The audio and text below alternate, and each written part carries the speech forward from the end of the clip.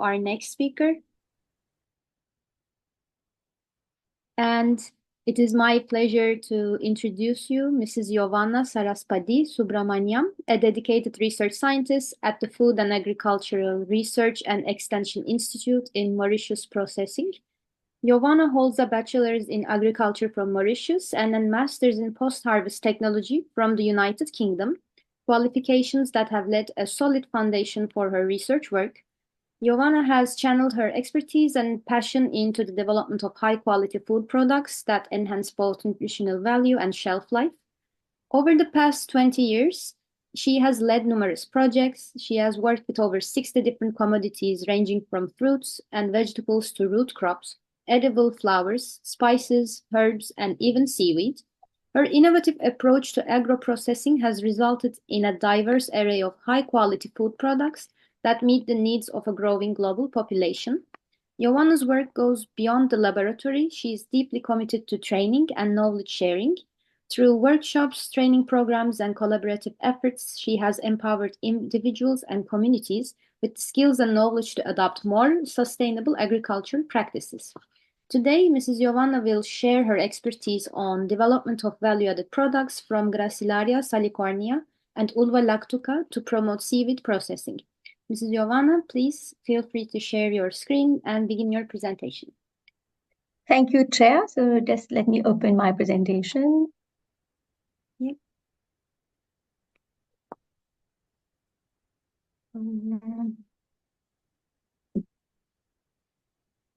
Yeah. So good afternoon and greetings to all of you from Mauritius. I'm very delighted to participate in this two-day workshop, which has been very insightful, and even more so today to be sharing with you the outcome of our research work on two seaweeds, namely Gracilaria Salicornia and Ulva Lactuca, with a view to promote seaweed processing. So this project has been done in the context of a national project funded by the Mauritius Research and Innovation Council. We had different projects going in parallel. And regarding the food products, the institution where I work, namely the FARE, was required to develop the products from these two seaweeds. Just a story, just a background of my institution. In fact, the Food and Agricultural Research and Extension Institute is mainly involved in research and development pertaining to the horticultural sector, nothing to do with seaweed.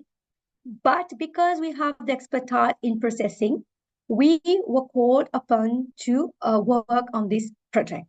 And from there on, I've been learning a lot about seaweed, and we have been building up more projects. And it's been very interesting and enriching experience. So in parallel, we had other projects, namely animal feed from seaweed, production of soap-based product, seaweed-based fertilizer, and also the cultivation of seaweed, namely Gracilaria Salicornia, in the lagoons of Mauritius. For this particular project, they included fisher women from that area. These same people, they were also embarked on the soap-based project. And we also did the training for them once our project was completed. Mauritius is a small island development state situated in the Indian Ocean. We have a very small space of only 2,040 square kilometers, and it comprises of another small island, Rodrigues, and other tiny islands, if you can see from the picture attached, namely Agaliga and Diego Garcia. Hence, have a huge exclusive economic zone of over 2.3 million square kilometers, which up to now has been mostly untapped. Further, the lagoons of Mauritius and Rodrigues is home to over 500 seaweed species, with about 45 having potential for commercial interest, be it for the pharmaceutical industry or as food products or for fertilizer production. There's also a very strong government policy to develop our blue economy in a sustainable way in the context of nutrition and food security. So the objective of the project was to add value to unexploited marine seaweeds as food products and as functional foods, increase the range of vegan products on markets, using low-cost technology. We put a lot of emphasis on low-cost technology because this project was the first to be undertaken in Mauritius, and we wanted people, especially the coastal community, to embark in the project practically. That's why we developed mainly products like jam and pickle. And another objective was to provide alternative source of livelihood to the coastal communities and potential food processors, businesses through sustainable processes. As I mentioned, for the project, we selected jam, pickle, and dry products because these products are quite easy to start with and they do not require much investment. And also, as per literature findings, we read that ready-to-eat products like jam, jelly, pickle, and dry products can be prepared from edible seaweeds. Gracilaria Salicornia and Ulva Lactuca were selected because they are present naturally in the Mauritian lagoons. And for the study, we had to, because we didn't really have a setup for cultivation, we had to collect the seaweed from the sea, of course, in very clean area. And in parallel to our study, the study on the cultivation of Gracilaria Salicornia was ongoing. So in order to conduct the study, we had several activities, namely product development, nutritional analysis, which is a very important component, microbiological analysis, shelf life studies, a consumer perception study was done, and also we carried out capacity building. For the project, we collected the seaweed in the lagoons of Mauritius, mainly in the north and east. They were collected very early in the morning, and the seaweed was stored in net bags and transported to the agro-processing research facility of Paris for the cleaning and processing. Because they were collected from the sea, we have to say that it was very, very labor intensive. And also we require a lot of water also to clean the seaweed, as there was a lot of sand, debris, and also tiny marine organisms living within the structure of the seaweed. We also did a small study to determine the storage shelf life of the seaweed, and we found that they have a very, very short shelf life, keeping up only up to 3 days at 6 to 8 degrees after they were clean. So we had to process the seaweed very fast. Subsequently, we carried another study to see whether we could store the seaweed in a long term. And this, based on the different trials, we found that we could subsequently process them into a puree and then store them at minus 15 to minus 18 degrees in a freezer. And they kept very well, keeping up to above 1 year, and subsequently used for processing into jam. So different trials were carried out. Definitely, the seaweed behavior with regard to jam or pickle production is quite different compared to the horticultural produce that we are used to. So it took us some time, especially how to pre-treat the seaweed prior to the production of the different products. We found that both seaweeds were highly suitable for the production of jam, be it in the plain form, or we can mix it with fruits, for example, pineapple, roselle, which we use for our study. Of course, we can add other produce like mango, strawberry, etc. And unfortunately, they were not suitable for the production of jelly, as the products did not sell. This indicates to us that the alginate or agar-agar or carrageenan content of the seaweed is very low and is in line with a study which was done by the University of Mauritius, where they found that the carrageenan content in the seaweed are very low. The Gracilaria Salicornia is highly suitable for the production of pickle, again, whether it's in the pure form or mixed with vegetables like carrot, green, tomatoes, etc. While Ulva Lactuca is not suitable because of its texture. It's more of a leaf and it's not suitable for pickle production. Regarding the production of dried products, Salicornia was found to be very low because of its tubular structure. Inside, it's more watery. So once you dry it, we're not left with much much biomass. On the other hand, Ulva Lactuca, this was another study which we did 2 years before for a private promoter in Mauritius, and we found that it is highly suitable for drying. In terms of taste, of course, jams are sweet, but the product had a very strong and very strong herbal and seaweed flavor. The same was noted for the pickle, but with addition of spicy, it was kind of a little bit masked. The what we term as fish or marine or seaweed flavor is in fact due to the presence of organic acid, sugar, alcohol, and trimethylamine as per literature findings. Here we have a flow chart depicting the production of pickle from Gracilaria.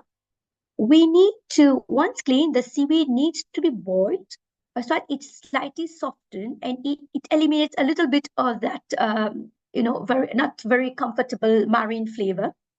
And once we boil the seaweed, they're soaked in a brine overnight with water and vinegar. And then from there, we follow the conventional processes of producing a pickle with a mixing, filling, pasteurization, etc. We have here the characteristic of the pickle-based products. So for a plain pickle, it was at 100% formulation, while when it is mixed with other produce, we worked on a formulation of 60 to 40. The yield varied according to the different products, and the product had a shelf life of 12 months at ambient. Beyond 14 months, we noted textural changes with the products becoming more softer with a loss of crunchiness, and the spice was more pronounced, and we recommend a shelf life of 12 months. Now we come to jam production. Here too, the seaweed is boiled. It can be done either in an open pan or in a pressure cooker. This softens the seaweed. At the same time, it reduces that very strong fish or marine flavor, improves the color, and facilitate blending into a smooth puree. Once you get your puree, then you add in the sugar and other citric acid like any conventional jam. Interestingly, we didn't have to add any pectin, and the product set very well. And one thing I forgot to mention, when you boil the seaweed with water, there's a ratio, namely we use a ratio of 2:1 if it is in an open pan, and 1.5 to 1, that is for every 1 kg of seaweed, we add 1.5 liter of water in the case of Salicornia. And in the case of Ulva Lactuca, if it is a pressure cooker, we use 1 liter of water with 1 kilo of seaweed. And if it is in a pressure cooker, we use 1 liter of water, 1 kg of seaweed with 750 ml of water. And then we do the processing as any conventional jam. We have here the characteristic of the jam products. The product yield varies from 85% to 60%. The color is according to the combination. If it was a plain jam, it was dark green to yellow in color, while when you add the other components like the fruits, there was a change in the color. The products keep up to 15 months with the exception of these roselle and Seaweed mix, where the shelf life is only at 12 months because the roselle changes color. We did also, like I mentioned, the nutritional value of the fresh Gracilaria collected from the sea as well as the processed product. I won't be able to go into much details due to time limit, but one very important factor you need to pick up is that, of course, when we are adding sugar or we're adding oil, in the case of pickle, definitely the carbohydrate content increases, and so is the energy value. But this is something which is expected in any pickle or any jam. The advantage maybe of consuming seaweed-based product is that you are having other component in your diet, for example, sodium and iodine, which is not very common in normal horticultural produce. Now we come to the Ulva Lactuca jam. So we kept the same formulation like in the Gracilaria Salicornia. For example, in the case of mixing with roselle and pineapple, we use 60% of ulva and 40% of roselle or pineapple. This formulation can be varied according to the market. For example, we can increase the Ulva to 80%, or we can reduce it to 50%, and then we play around with the other horticultural produce. The average product here we see is quite higher at almost 90%. And the product keeps up to 15 months, very similar to the Gracilaria products. And again, here we did the nutritional analysis, and similar trend was noted in the different parameters. Now coming to the drying of Ulva Lactuca, this came under the project. In fact, this study was conducted for a private local company 2 years back. And in fact, the project has been very successful, and he's in the line of commercializing his products for the local market. So I'm just going to be very brief on it. So the Ulva sheets, they are dried. It can be dried in a hot air dryer or in a vacuum dryer, and it reaches a moisture content of 7 to 8%. Product yield is very low at 9 to 10% because these are seaweeds and the water content is very high. The product was dried until it attained the texture became crispy and brittle. The color is dark green. Of course, we still have the herbal and marine flavor.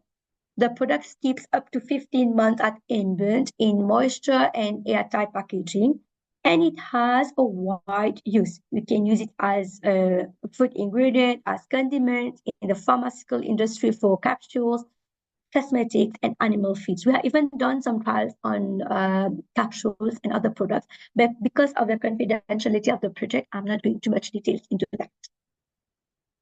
Interestingly, when you dry the seaweed, we find that it has a better nutritional profile because we have eliminated the moisture content. If you see, the fresh seaweed has a moisture content of 93%, while after drying, it's reduced to around 10%. This subsequently increases the availability of other parameters like the fat, magnesium, sodium, potassium, and phosphorus. Ulva is also rich, it also contains, I would rather say, omega-3 and omega-6. So we could therefore consider it as a marketing tool in the commercialization of Ulva dried products as a good source of omega-3 and omega-6 for vegetarian and vegans. We did the consumer study, especially as I mentioned before, it was the first time that we were doing a study on food processed product. And most Mauritians are not aware about seaweed products, except about dried seaweed, for example, like nori and soups, where it's mainly consumed by the Asian community. So in the survey, we requested the different consumer to check the product for different attributes like product appeal, sweetness, degree of spiciness, flavor, and the degree of liking. We had 100 people for every product that we surveyed. And in total, we had around 500 to 600 participants in the study, including stakeholders, scientists, the public at large, fishermen, and even tourists. The study revealed that 95% of the participants were consuming seaweed products for the first time. They found that the jam were a little bit dull, and thus they rated it as moderate because of the green color. And on the other side, they found the pickle products to be very attractive. Above 65% of the participants detected an odd taste associated to sea products. 1.5% of the participants, in fact, liked the seaweed or marine or fish flavor. And above 70% of the participants liked the different products. Here we have the bar chart to depict the degree of liking. So as I mentioned, most of the people, 70% of the people like the product. It's very comparative. Here it's for the pickle, and when you compare, the liking is almost the same for all the three variety. In case of the Ulva Lactuca jam, we find that consumers prefer the one mixed with pineapple because pineapple is something which is very flavorful, with almost 80% rating the product as like very much. Regarding the consumer's perception of this seaweed flavor, that is, we talk about the marine fish or fish-like flavor. It's quite vary according to the products. For example, in the case of Gracilaria jam, the first column, we can see that 75% of the people perceive that particular flavor. And in the case of Ulva Lactuca pineapple jam, 87% of the people did perceive the marine flavor, and they did like it also. Regarding consumers' willingness to purchase the seaweed products, like we said, 75% of the participants are willing to purchase the product. During the dissemination and technology transfer, after the result, we conducted several workshops in Mauritius and Rodrigues, and we also engaged ourselves in different awareness programs, be it on the TV or radio. There were visits of fishermen to the lab also, and product testing was done during the consumer study. We did a capacity building in Rodrigues, whereby about 20 fisherwomen and agro-processors were trained. Currently, there are around 6 women who are producing seaweed-based products, particularly the G.Salicornia in terms of pickle. During the training, we also came up with new products. For example, in Rodrigues, they have a special chili, green chili. They are also very famous for producing dried octopus. So we told them to include these produce in the seaweed-based product. In Mauritius, around 25 women were trained on pickle and jam and dried seaweed. The cooperative started, but due to some internal policy, they didn't go really forward. And we made 2 publications which is accessible to the public. Based on our findings, namely one booklet on the processing of seaweed, Gracilaria, Seaweed into jam and pickle, and the other one on Lactuca into jam. So thank you for your attention, and if you have any questions, I'm very willing to assist. So thank you very much, Mrs. Giovanna.